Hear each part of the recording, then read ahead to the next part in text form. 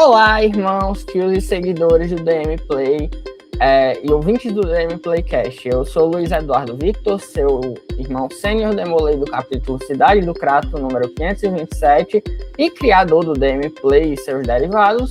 E aqui comigo hoje está a querida prima Yasmin Gomes Maia Pereira, filha de Jó da cidade de Iguatu, membro de maioridade, e que é psicóloga.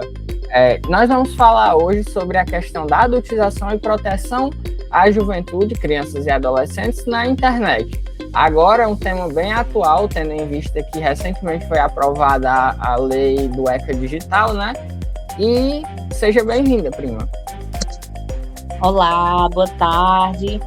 Como o primo já me apresentou, né, o Luiz Eduardo, sou Yasmin, sou filho do Betel 02 de Iguatu, sou membro de maioridade e sou psicóloga e fui convidada pelo Luiz Eduardo para participar desse momento tão especial. Inclusive, me sinto muito agradecida pela oportunidade, pois acredito que nós precisamos, né, dentro das nossas ordens, dentro do nosso campo ali de trabalho, né, na nossa experiência no campo social, nós precisamos muito de discutir sobre temáticas como essa. Então, assim, eu agradeço muito a oportunidade e o convite. Perfeito, prima. Para dar um contexto ao ouvinte que talvez não tenha acompanhado muito as discussões, principalmente no ano passado, depois do caso do vídeo do Felca, esse termo da adultização infantil veio muito à tona, mas já se sabia um pouco sobre o tema, mas depois da exposição do caso do Ítalo Santos e outros influenciadores por parte do Felipe, o youtuber Felca, ele ganhou muita notoriedade, inclusive no último dia 17 de março foi aprovada a nível federal a lei do ECA digital, que eu não estou lembrado do número agora, mas é uma lei bastante importante que tem gerado bastante polêmica. Assim, algumas pessoas têm argumentado que ela pode prejudicar, por exemplo, os desenvolvedores de software independente, o próprio conceito de software livre, porque essa questão das verificações de dados seria algo muito caro e que teria que ter uma certa lucratividade grande para poder implementar. Mas, prima, falando diretamente contigo agora, sobre essa questão da adultização, você já estava mais inteirada nessas discussões antes desse caso vir à tona? Você já tinha acompanhado algum caso que te deixou assim meio, como é que eu posso dizer, desconfortável e que te levou a pensar sobre o assunto? Bom, assim, diante dessa perspectiva social e com o avanço, né, da tecnologia, indo para esse campo mais voltado a esse mundo, né, esse mundo digital, sim, já havia tido contato, né, até porque eu atendo adolescentes, hoje em dia não atendo crianças, mas já atendi, mas assim, os atravessamentos que me surgiram, Luiz, foram relacionados ao quanto nossas crianças, nossos jovens estão cada vez mais precocemente inseridos nesse campo, né? E assim, até mesmo no processo de que falamos muito na própria psicologia, de infâncias e adolescências muito precoces, né? Precoces, por exemplo, crianças que estão adentrando na pré-adolescência de uma forma muito precoce. Então, antes de acontecer esse caso, né, no qual o Felca ele fez essa denúncia, né, inclusive ele está com um quadro muito interessante no Fantástico, de discussões mesmo assim sobre questões sociais muito interessantes, a gente já vinha discutindo bastante, porque na verdade quando nós atendemos esse público, né, as famílias elas se sentem muito angustiadas, porque a educação é aquela questão, né? Educação não existe uma cartilha para se educar, para se lançar e para a gente lançar nossos filhos no mundo. A gente precisa de muito zelo, né? E de muita cautela diante de tudo que a gente vai construindo. Eu agora me sinto assim também nessa questão, porque tenho 2 meninos, né? 2 filhos homens. E aí, assim, a gente se angustia bastante. Então, desde bem antes, né? Eu já me questionava bastante como as crianças e adolescentes estavam inseridos nesse mundo, porque assim, meio que saiu da preocupação de como lançar nossas crianças e adolescentes no mundo para a preocupação de como estariam essas crianças e adolescentes dentro de casa, dentro dos seus quartos, né? Muitas vezes acessando jogos, acessando conteúdos que são muito questionáveis para as proprietárias, exatamente. Perfeito. Inclusive, eu estava lendo, no minuto anterior a entrar aqui no ar contigo, uma matéria que me deixou assim de estômago revirado, que saiu naquele portal do Instagram, o law.letter, que é de direito, que falou que uma mulher aqui em Belo Horizonte, de 24 anos, denunciou ter sido agredida pelo pai de 46 anos, que é policial militar, e abusada pelo irmão de 13, por ter denunciado o irmão ao pai. E o pai meio que acobertou totalmente o comportamento do filho. A gente viu aquele caso, né, do estupro coletivo recentemente. Desculpa aí, ouvinte, por esses assuntos pesados, mas é porque a gente precisa discutir isso. Se a gente ficar... Eu sei que é um tema muito sensível, mas se a gente não discutir, a gente vai ver isso piorar cada vez mais como está acontecendo e não vai acontecer nada. Então, teve esse caso, né, que o pai, que era subsecretário de alguma coisa do Cláudio Castro, lá no Rio de Janeiro, né, o ex-governador que agora está inelegível, ele basicamente ameaçou as pessoas que estavam denunciando. Acho que ele chegou a ameaçar até jornais também que estavam denunciando o caso. Não demonstrou de forma alguma arrependimento. Inclusive, o vagabundo do filho dele, desculpa aí a expressão, ouvinte, mas é porque dá revolta mesmo, ele foi apreendido com uma roupa, com um slogan que até foi depois recolhida pela Renner, que vendia, né? Que era com o slogan em inglês, não se arrependa de nada, regret nothing, que é um slogan Red Pill do Andrew Tate, que é basicamente o cabeça desse movimento desgraçado que surgiu, acho que para variar, nos Estados Unidos, e que esse cara, inclusive, já foi preso, inclusive, acho que ainda está preso, não sei, por abuso sexual lá na Romênia, alguma coisa assim.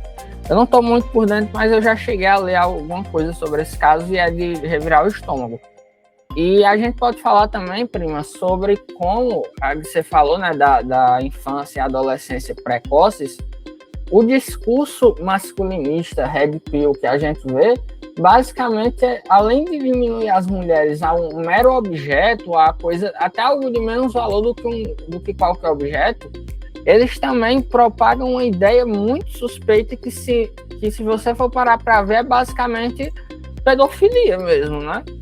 Querendo, por exemplo, dizendo que uma mulher que tem 28 anos já, entre muitas aspas, passou da validade, que querem uma mulher com todas as características de uma criança, só não dizem que é uma criança, né? Mas aí qualquer pessoa com 2 neurônios consegue raciocinar onde esses idiotas estão querendo chegar. E agora, eu achei incrível, inclusive foi ontem, né? Você ouvindo que está ouvindo esse episódio, ontem que eu me refiro foi dia 25 de março, né? Porque o episódio não sai hoje, eu tô gravando dia 26. Então, teve essa aprovação, né, da lei contra a misoginia, que eu achei um avanço sensacional na nossa realidade, porque a nossa situação está extremamente complicada. Você, né, que é mulher, sabe exatamente na pele como são essas situações.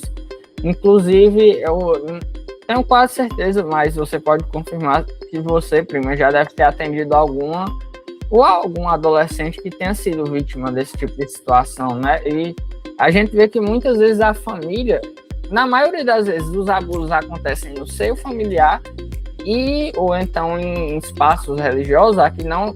A gente sabe que tem uma vertente religiosa em específico, mas eu não vou mencionar para ninguém se sentir ofendido, mas é só ler as notícias que você vai entender do que eu estou falando. Então, a gente sabe que a religião em si tem um papel muito crucial nesse aumento da misoginia. Muitos desses movimentos Red Pill e etc. se dizem inspirados pelo cristianismo. Aí eu não estou dizendo que todo cristão é assim, mas a gente sabe que historicamente não só as igrejas evangélicas, mas a igreja católica também tem parcela de culpa nisso, nessa questão da visão da mulher enquanto um mero, como é que eu posso dizer, uma mera serviçal do homem, né? Então, essa figura de subordinação, inclusive figuras religiosas vivem proferindo discursos absurdos e criminosos contra os direitos das mulheres, dizendo que não é para a mulher estudar, que não é para a mulher trabalhar, que não sei o quê. E, no fim, só querem uma escrava mesmo, né? Sim, sim. E, assim, Luiz Eduardo, sua fala é muito importante, porque diante da situação que a gente se encontra no nosso país, né, como você citou, né, a lei com relação à questão da misoginia foi essencial, né, diante dessa atual realidade. Se eu não estou enganada, só fazendo um parêntese, acredito que é o país da Itália que já considera o feminicídio como a questão de um crime que, consequentemente, se transforma na questão da agora eu esqueci a expressão, mas sim, prisão perpétua, na verdade, né? Então, assim, por ser algo estrutural, né, nossa sociedade vivencia isso a todo segundo, né, mulheres sendo mortas, mulheres sendo abusadas, e aí a nossa responsabilidade enquanto sociedade, enquanto educação, enquanto mulheres, enquanto homens, é exatamente combater tudo isso, assim, combater desde a base, né, assim, desde a base, porque, assim, eu e meu esposo, a gente sempre se questiona bastante como estaria se estruturando, por exemplo, a educação dos nossos filhos, por termos dois filhos homens. E, assim, a gente se inquieta bastante, porque dentro dessa estrutura social, né, dessa questão estrutural, desde muito pequenos, os meninos, eles são muito educados, voltados para essa liberdade, relacionada a uma liberdade sem responsabilidade, né? E aí, a partir disso, que a gente precisa também ir para essa raiz da questão, né? Como estamos educando nossos meninos? Como estamos devolvendo para a sociedade esses homens, né? E aí, essa fala que você fez, importantíssima, né? Que essa base religiosa que se atravessa dentro dessa questão, né? Coloca à prova todo o valor simbólico da mulher. Socialmente. A gente precisa cada vez mais lutar, e isso não é tranquilo, isso não é fácil, né, diante das opressões que a gente vivencia. Então, eu acredito que momentos como esse, momentos assim de reflexões, momentos de discussões, enriquece bastante, né, para que nossos jovens, nossas crianças possam, desde assim, do início mesmo, né, na infância, eles tenham acesso do quanto deve existir essa equidade, né? E Sim. Não estou dizendo que é fácil, porque diante da nossa realidade, cada vez mais a gente percebe que o nosso país precisa desse suporte, dessas leis que amparem nós mulheres, a ponto de, tipo assim, a gente precisar lutar para viver, né? Então, assim, tem sido bem pesado, né? Como você até disse, assim, os ouvintes, eles podem até se assustar, mas isso é o que passa nos noticiários, é o que tem nas redes a todo momento. Então, a gente precisa fazer alguma coisa, e essa alguma coisa que a gente precisa fazer é exatamente em discussões, né, em mudanças, porque, às vezes, essas ações, assim, pequenas para muitas pessoas, mas grandes, né, vão se unindo, e aos pouquinhos nós vamos transformando. Perfeito. E, inclusive, a gente vê essa questão da formação do menino geralmente ser muito orientada à violência, né, a essa heteronormatividade opressora, e que faz com que o menino desde cedo cresça com preconceitos. Por exemplo, falando da minha experiência, em casa, quando eu era criança, eu não podia ajudar a limpar a casa, eu não podia ajudar a lavar uma louça, uma coisa, porque era coisa de mulher ou coisa de viado, né, com esse termo exato. Eu não podia fazer nada na cozinha, né, não podia, enfim. Então, aí depois as pessoas questionam quando o cara é disfuncional. Olha no background de criação da pessoa para ver se isso não explica muita coisa, né? Ora, a família inteira tinha esse mesmo discurso. Aí, hoje, por exemplo, eu trago até isso no dado no meu programa de rádio, né? Que a geração Z está sendo considerada mais preconceituosa do que os pais e os próprios avós. Então, a gente vê o buraco que a gente está se metendo com a juventude. E, inclusive, comentando sobre esse tópico que você trouxe, da Itália, né, ter sido um país que considerou o feminicídio um crime passível de prisão perpétua, eu confesso que eu fiquei genuinamente surpreso, porque a primeira-ministra lá, né, a Giorgia Meloni, ela é uma extremista de direita totalmente. Inclusive, ela, se não me engano, ela tem parentesco até com Mussolini mesmo, e o partido dela é basicamente meio que um renascimento do partido de Mussolini, só com uma diferençazinha aqui, mas aquele mesmo discurso anti-imigração, de superioridade do homem, não sei o que, um monte de coisa assim ridícula. E a gente vê aqui no Brasil, né, parlamentares, senadoras, enfim, mulheres defendendo, sendo contra a lei da misoginia, dizendo que isso é um absurdo e fazendo coro a esses malucos criminosos de extrema-direita que querem ser livres para propagar o ódio a todo mundo sem ter consequências, sob esse pretexto idiota de que é liberdade de expressão, sendo que liberdade de expressão não é liberdade de ofensa. Sim, exatamente. Então, assim, são questões, assim, Luiz Eduardo, que cada vez mais a gente se sente, assim, muitas vezes impotentes, mas, ao mesmo tempo, assim, impressionados com tamanha violência, tamanha, assim, brutalidade que questões como essas estão sendo tratadas. Então, assim, eu também me recordo que essa questão, por exemplo, voltada mais à área da educação, né, que a gente precisa tão assim, de uma forma tão cuidadosa, a gente precisa manusear, né, no aspecto, assim, da educação, o quanto a gente também, associado a isso, nas nossas ordens, a gente tem oportunidades, assim, gigantescas de darmos suportes aos nossos jovens, né, às nossas crianças, para que a gente possa prepará-los, né, para essa sociedade, para que eles tenham voz, para que eles se coloquem nesse lugar de voz ativa, para lutar por esses direitos, né? E quando você me trouxe essa proposta, eu me inquietei bastante, porque é algo que eu gosto bastante, assim, de ler, de estudar, porque se a gente parar para observar, cada vez mais esse movimento, assim, relacionado à tecnologia, né, a jogos, os nossos jovens e as nossas crianças estão imersos. Então, assim, como seria, por exemplo, tratar, né, questões como essa de uma forma que haja, de fato, essa supervisão, né? Aí veio, como você trouxe, a questão do ECA digital, né, que é tão importante dentro desse turbilhão que vem acontecendo, né, que é uma forma de ter uma estrutura, né, que possa supervisionar, que possa amparar e que possa também ter esse suporte mais técnico para que as famílias se sintam mais acolhidas diante dessas ações, porque, assim, não tem sido fácil tirar nossas crianças e jovens das telas. Como eu já disse anteriormente, as infâncias e as adolescências, elas têm sido cada vez mais perpassadas por algo superficial nessas relações, em redes tecnológicas. Não existe mais tanto aquele como a gente sempre conversava, aqueles grupos que as pessoas se sentavam nas calçadas para jogar alguma coisa, para jogar nas ruas, para ter esse contato ali, né? As pessoas cada vez mais estão ali, é como se o celular, a tela, fizesse parte do próprio corpo, né?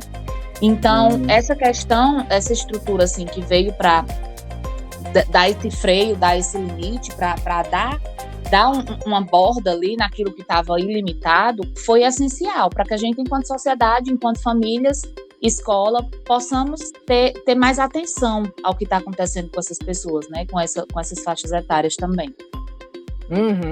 Trazendo aqui um referencial teórico, um autor que eu gosto muito, que é o Byung-Chul Han, né, o autor de Sociedade do Cansaço e outros, ele cunhou o termo Homo sapiens para falar sobre essa evolução, entre muitas aspas, humana, ou regressão, né, se a gente for parar para pensar, do ser humano após o telefone celular, né? Principalmente os smartphones, e como teve a questão, tem até um livro muito bom dele que eu estou lendo, que é A Crise da Narração, que ele fala como depois da tecnologia a gente passou a ter uma visão muito não poética, digamos assim, literal demais sobre a vida, sobre o que a gente vê. Por exemplo, ele traz um certo capítulo chamado A Vida Desnuda, o exemplo do protagonista Roquentin, do livro A Queda, A Náusea, do Camus. Inclusive, ele cita, né, que o personagem acorda um dia com uma náusea, só que essa náusea não está nele, sim em tudo que está ao redor dele. E ele não consegue fazer nada. Só que depois, há algum tempo, ele descobre que justamente a forma de sair dessa náusea era escrever sobre o mundo, escrever sobre suas observações, sobre o que tem te acontecido, o que está te incomodando. Mesmo que você não mostre a ninguém, não precisa ser uma escrita refinada, nem nada. Mas só bota para fora o que você está sentindo, como você observa o mundo, narre o mundo. Porque, por exemplo, a humanidade é feita de histórias, né? A gente, e inclusive ele conta que desde o século passado que há uma certa crise na narração, né? Que a gente tem parado de contar histórias, inclusive, sei lá, pais contar histórias para os filhos que passaram de geração em geração. Você propriamente fazer uma certa romantização da sua vida, eu não estou dizendo que é para você que tem uma vida ferrada achar que do nada ficou tudo bem e tudo, não. Eu estou dizendo para você tentar achar no corriqueiro, no cotidiano, algo que te chame a atenção e algo que possa fazer a diferença na sua vida. Inclusive, muitos psicólogos recomendam a questão da escrita terapêutica, né, Prima?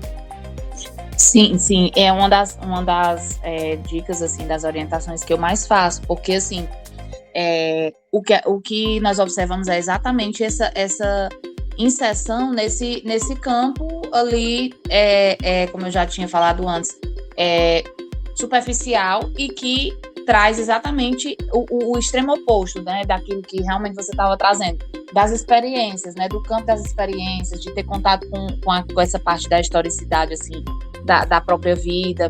E aí, quando nós estamos nos processos de psicoterapia, muitas das vezes as orientações são voltadas exatamente para essa perspectiva da escrita, porque à medida que eu escrevo sobre a minha vida, sobre as minhas emoções, sobre aquilo que eu estou sentindo, eu vou entrando em contato, eu vou relembrando, né, vou acessando essas memórias.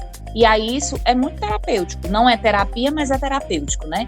E uma das orientações que eu costumo dar são essas, principalmente assim, aos jovens, aos adolescentes que tenham acesso, tenham contato assim, com essa parte da arte, da música, da escrita, porque ajuda bastante. Perfeito.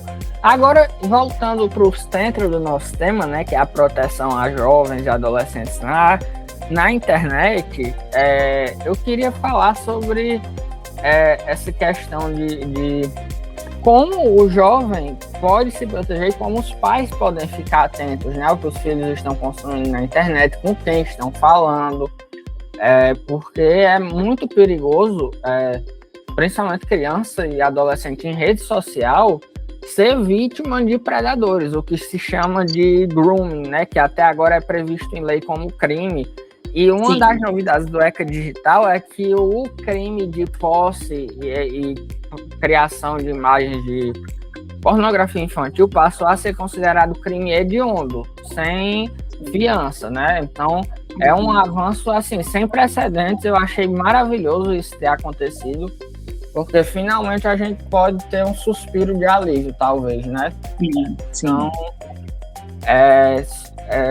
como, por exemplo, juntando a terapia com a educação na escola e dos pais, de que formas o adolescente, o jovem, a criança pode tentar se ater num caso de, por exemplo, denunciar ou de fugir desse tipo de situação? Bom, diante assim do que nós vemos assim nesse campo mais relacionado às tecnologias, né, ao acesso, eu andei lendo assim, até alguns artigos e assim, as orientações principais são voltadas nessa perspectiva, claro, que a família possa ter esse olhar, esse cuidado, né, com as informações pessoais, não citar, por exemplo, para além de nome, né, no máximo somente o nome, não citar, por exemplo, sobrenome, não compartilhar endereço, escola, como se dá essa questão de rotina, localização, onde é que se está, né, diante da experiência em si, de ir à escola, nas casas familiares e tal. Ter essa questão de senhas, né, eu acredito que principalmente para a adolescência, assim, né? Os pais precisam ter acesso a essas senhas, né? Ter senhas seguras, ter esse olhar, assim, para aquilo que está muito aparente ou aquilo que não, porque muitas vezes o jovem ele não sinaliza nenhum tipo de comportamento, né? E é preciso que os pais tenham, porque querendo ou não, nessa vida corrida que a gente tem, eu acredito que o maior desafio hoje em dia é ter essa supervisão mais diária, né, dos filhos, mas é necessário, né, se não for os pais possam, se os pais têm uma vida corrida, se os pais têm, assim, esse percurso aí mais agitado, mas que tenham pessoas, né, adultos que estejam sempre observando, né, alguma mudança de comportamento, né, o uso excessivo, porque o que a gente orienta enquanto profissionais, né, é que essas crianças e jovens precisam ter tempo para o acesso, né? Não é o acesso ilimitado, porque à medida que o jovem acessa de forma assim, desenfreada as redes, ele tem acesso a toda hora, ele tem acesso a um mundo que está ali dentro da própria casa, né? E aí, observar quais são esses comportamentos quando esses jovens estão em contato, por exemplo, com a tela, com jogos, né? Se ele desenvolve, por exemplo, demonstra algum tipo de ansiedade, de comportamento agressivo, ou de algum comportamento que demonstra tristeza, entendeu? Sim. E aí, você quer trazer mais alguma coisa? Posso falar? Sim, não, e aí... E aí, assim, dentro da perspectiva, assim, desses modelos, tanto do cyberbullying, do grooming, como você trouxe, né, dessas exposições, alguns golpes que também acontecem, né, a gente também cai nesses golpes, né, eu já caí uma vez num desses golpes de perfil fake, que pede dinheiro e tal. É muito importante a gente ter essa... É muito evidente a gente ter, assim, esse cuidado, porque, por exemplo, o bullying, ele existe nas escolas, nos meios sociais. O cyberbullying já é voltado mais para essa parte tecnológica, né? E acontece muito, a gente pensa que não acontece, mas acontece bastante, porque como eles estão inseridos no mundo dos jogos, né, do acesso ali, até essa questão do cyberbullying é mais frequente, né, que são ofensas, né, exclusões mesmo dos nossos jovens e tudo, e aí a gente precisa se atentar a tudo isso. E esses cuidados são algo que não é só a função, por exemplo, em si dos pais. Quando a gente fala os pais, porque são os tutores, né, mas muitas vezes cuidadores, ou então avós, tias, tios, observarem para que todos possam ter esse suporte. Porque a gente também precisa ter uma consciência de que os nossos jovens eles estão inseridos em um turbilhão de informações, de sites, de redes que atravessam ali muitas formas de se comportar, culturas. Então, assim, tudo isso está muito escancarado, né? E a gente precisa entender que são jovens, adolescentes, são pessoas em desenvolvimento. Então, são pessoas que ainda não têm uma maturidade. A gente precisa saber como essas experiências estão atravessando nossos adolescentes. Então, o cuidado é redobrado, principalmente com criança mais ainda, né? Com criança mais ainda, porque temos também o tempo específico para cada criança ter acesso. O que os artigos, né, nos trazem, as estatísticas, é que crianças com menos de 2 anos não devem ter acesso a telas, porque também retarda um pouco do desenvolvimento, principalmente nossas crianças que nasceram no processo da pandemia, elas são crianças que tiveram, não necessariamente desenvolveram TEA, por exemplo, mas não se desenvolve, né? Mas essa questão do atraso de fala, né, de alguns atrasos, são decorrentes dessa questão da exposição às telas. Então, a gente precisa observar bastante essa delimitação do tempo que nossas crianças também têm acesso, né? Uhum. Perfeito. Inclusive, um recado aqui aos pais, pelo amor de Deus, não deixem suas crianças ficarem mexendo em TikTok, Instagram, nesse tipo de coisa, porque o que tem de conteúdo para desgraçar a mente de criança nesses aplicativos é absurdo. Até no YouTube Kids mesmo, aquelas coisas, eu não vou nem chamar de desenho feito por IA, que, meu Deus, aquilo ali é um puro suco do cérebro apodrecido, né? Verdade. Não acrescenta em nada, a criança passa a ter vícios de linguagem bizarros ou coisas que não fazem sentido, ou enfim. E o pior é que esse uso da IA, né, tem estado até em material escolar, por exemplo, tipo mochila com aqueles personagens de IA esquisitos, né, que não, literalmente não significam nada, é só qualquer porcaria em italiano, né, então não traz nenhum aprendizado, não traz nenhuma educação. Lembro que, por exemplo, eu cresci muito assistindo DVD e assistindo televisão, né, no máximo ali, porque eu vim ter computador já com 7 anos de idade eu tinha computador, mas o acesso à internet era muito pouco, porque primeiro não tinha tanto conteúdo assim como tem hoje, e também quando eu usei, tipo, entre 2011 e 2013, eu usava com aqueles modem que era tipo um pendrive, que você dava crédito para usar. Eita, agora revelando a idade, ó. Era quase internet de escada, então o negócio era lento demais. Era. E basicamente eu não tinha muito acesso assim, a coisas que não eram próprias para a minha idade. E o máximo que eu usava, tipo, era ouvir música pop, assim, principalmente que eu sempre gostei, internacional, no YouTube, assistir videoclipe, eu pesquisar alguma coisa da escola. Mas eu assistia aqueles YouTube Poop que eu achava engraçado pra caramba, que eram pra quem não sabe, o YouTube Poop é um tipo de vídeo meme que era o pai do shitpost, digamos assim, porque pegava, tipo, episódio de algum programa, um desenho, do Chaves mesmo tinha muito, música, e fazem uma montagem toda zoada com um monte de palavrão, de brincadeira, de piada. Aí era uma época que era muito engraçado, mas enfim, isso acho que foi a coisa mais não recomendável para a minha idade que eu acessava quando era criança e tal. Então eu sempre tive esse senso, né, de não procurar coisas que não tivessem, de fato, não fossem apropriados para a minha faixa etária. E quando a gente tinha basicamente só DVD e televisão para assistir, eu acredito que a gente se desenvolvia muito mais, porque tinha muito DVD, assim, educativo, né?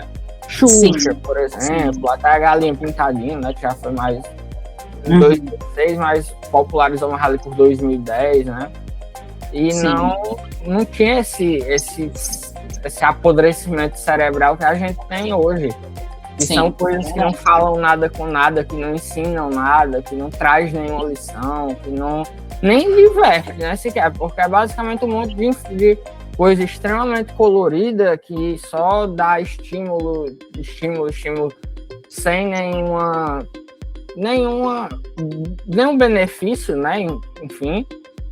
Acaba com a concentração, né, da criança e ainda faz ela, às vezes, estar submetida a conteúdos coisas que não são próprias para a idade delas, né? Exatamente. Essa questão, Luiz, eu acho muito interessante a gente discutir também, porque, assim, muitas vezes, por exemplo, vamos ser bem diretivos quanto a isso. Às vezes a gente vai para um profissional, a gente está com suspeita de algum transtorno, né? E, de fato, a gente precisa olhar para todo esse leque de questões que a gente está vivenciando, porque muitas vezes não é que essa criança, esse jovem, tenha um TDAH. Às vezes ele está inserido em tantos estímulos, como você traz na sua fala, né? que ele não tem um foco, ele não tem uma concentração, ele não consegue concluir uma tarefa, né? Por isso que é tão importante, assim, eu gosto sempre de, quando eu trabalhei na escola, eu estava no campo da escola, eu gostava sempre de trazer, assim, que nós conhecemos os nossos filhos, nós não conhecemos o aluno, nós não estamos lá na escola para termos acesso a como é que é esse aluno lá. E é tão interessante escutarmos a visão também da escola, né? Sabermos como a escola está vendo essa criança, esse adolescente, porque lá eles têm acesso a uma pessoa que está ali imersa naquelas horas ali específicas que ele está ali para estudar e tal, mas ele não está inserido na tela, né? Ele demonstra alguns comportamentos que de repente ele não se sente à vontade de demonstrar em casa. Então, assim, a opinião, o olhar da escola, né, que para com essas pessoas é muito interessante para que a gente possa juntar também ao nosso olhar enquanto família, enquanto sociedade, para que a gente possa dar suporte, né? E aí, essa questão de quais seriam, por exemplo, os pontos cruciais para a gente ter esse olhar diante desses cuidados, é que a gente precisa cada vez mais trabalhar com os nossos jovens essa questão da autoconfiança, do que é o seu limite, o seu próprio limite, né? Discutir muito sobre essa questão das pressões que as redes elas desenvolvem, né? Os nossos jovens precisam, jovens e até mesmo crianças assim na segunda infância, porque eles precisam estar assim decididos a saber o que desejam também, ter essa confiança para poder dizer, não, eu não desejo estar aqui nesse momento, ou então eu não desejo fazer tal ação, para que eles entendam aquilo, para onde estão indo também, né? Porque diante de algumas ações, por exemplo, até de jovens que praticam bullying ou cyberbullying com alguns outros colegas, né, muitas vezes estão bem perdidos, têm um contexto familiar muito conturbado, né? E aí a gente precisa também cada vez mais ter um olhar acolhedor para com as vítimas sejam elas homens ou meninos ou meninas, né? Porque às vezes muitos meninos também sofrem bullying nesses contextos, né? Eu mesmo. Exato. Você pode trazer um pouco sobre essa questão? Sim, inclusive eu já sofri bullying e cyberbullying várias vezes, principalmente às vezes era até de próprios colegas de sala, e foi uma situação muito chata. Inclusive foi por causa de um tipo de cyberbullying que eu sofri tipo lá por 2016 que eu passei até hoje a ter uma visão distorcida da minha própria imagem. Eu, por exemplo, tenho uma autoestima muito baixa, eu não me sinto bem tirando foto, eu não gosto muito de tirar foto, eu não me vejo bem gravando alguma coisa, eu não gosto de me ver assim, eu tenho problema com a minha voz, eu acho que a minha voz é feia, eu tá falando, por exemplo, num podcast, eu já ouvi, uma pessoa me contou que outra tinha lhe contado que eu deveria procurar fonoaudiólogo, que minha voz não é boa, que não sei o que. Eu sei que eu preciso de uma fonoaudióloga, inclusive porque, né, eu gosto de trabalhar com documentário. Para eu fazer uma narração boa, eu tenho que ter uma dicção boa e uma voz que tem a ver, né? Porque eu não posso parecer uma voz meio infantil num documentário sério. Então, é como se fosse só porque eu não quero, né? Como se eu tivesse essas questões por eu não buscar tratamento, e não é o caso. Aqui em Juazeiro, por exemplo, eu nunca consegui ter uma consulta pelo SUS com um psicólogo ou psiquiatra. No ano passado, eu cheguei a procurar em setembro mesmo, que eu sempre tenho crise depressiva, ideação suicida em setembro. E eu fui procurar, né, a atendimento aqui no coisa que é só para pessoas que atendem vários tipos de coisa, mas também tem um atendimento para pessoas que têm algum transtorno e tal.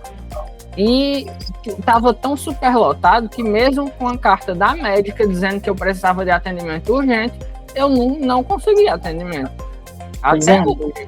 E fora que, por exemplo, para marcar o PSF aqui perto de casa, deu uma chuva recentemente, derrubou, que parece que passou um furacão lá por cima, e se mudaram para um lugar mais longe, que eu não sei nem o endereço direito. Então fica complicado, e você, se não for no primeiro dia útil do mês para marcar, você não consegue. você tem que estar sempre disponível lá, é um negócio extremamente difícil de conseguir acesso.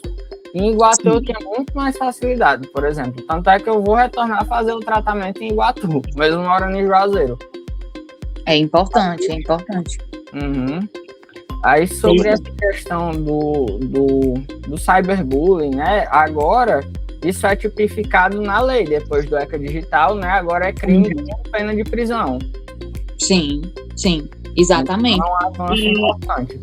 Exatamente, eu ia falar desses avanços, porque assim, às vezes a gente se angustia bastante, assim, tantas leis e tudo mais, mas parece que se não for dessa forma, né, a questão é tão enraizada, tão estrutural, assim, dessas violências, que cada vez mais só pioram. E mesmo com essas leis, mesmo com essas, né, propostas aí da própria justiça ser mais incisiva quanto a isso, ainda muitas vezes acontece, assim, diariamente, né? Então, a luta, assim, é constante diante de todas essas questões. Pois é. Inclusive, essa questão do cyberbullying me lembra, por exemplo, na internet você não precisa nem fuçar muito para encontrar pessoas comentando em vídeos inocentes sobre como era bom quando tinha bullying para evitar esse tipo de coisa. Cara, eu já vi um meninozinho, uma criança que joga vôlei, um meninozinho mesmo, que os comentários eram uma chuva de homofobia, de preconceito, dizendo que era pro pai abandonar o filho, que não sei o quê. Pela criança gostar de vôlei, caralho. Desculpa aí, ouvinte, pela expressão, mas PQP, né, gente? Que buraco que a gente tá. Você vê qualquer, por exemplo, vídeo de uma criança, um menino, principalmente, que tenha uma... talvez a forma que eu falo possa ser meio controversa, mas que tenha um jeito que possa ser lido socialmente como afeminado ou coisa do tipo, você vê uma chuva de comentários assim desgraçados contra uma criança, contra um jovem, e dizendo que era para voltar ao bullying, que uma pessoa dessa uns tempos atrás não ia estar viva. Meu Deus, o que leva uma pessoa a se sentir confortável para comentar um absurdo desse? Exatamente. Cada vez mais assim, é um terror.